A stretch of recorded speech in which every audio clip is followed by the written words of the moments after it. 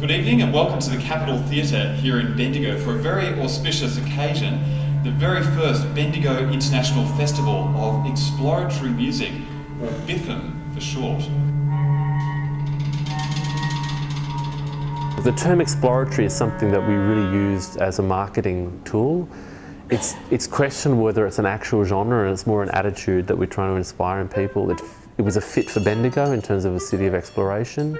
It's been used a couple of ways in and around world music that's no longer world music per se, but is very crossover. And I needed a kind of hook work that would get people's attention. And I thought a string quartet that goes for 6 hours will get people's attention. Several musicians, several pieces by different musicians saying, oh, this is my dream piece, I really want to do it. And I suddenly realised that that's probably a really great way to direct a festival, is to actually have people doing the work they're passionate about most. It's something that they can deliver because they want to deliver it, and an audience will read it immediately. So you have a musician within the group, so it's proper chamber music, it's not actually conducted.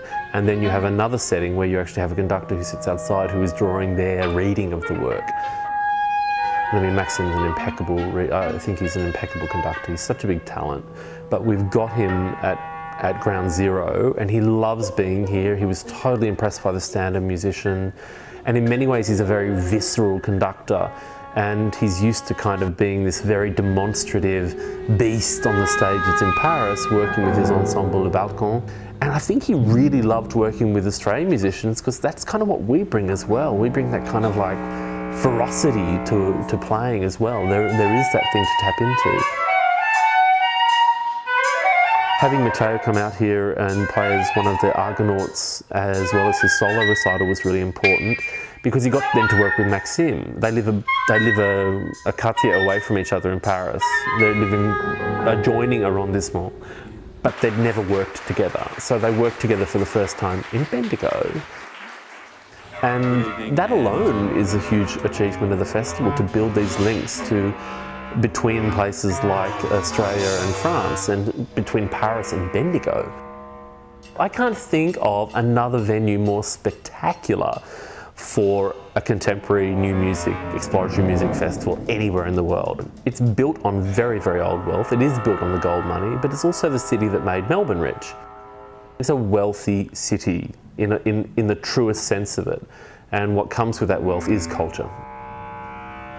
People who are into early music are into new music, without fail.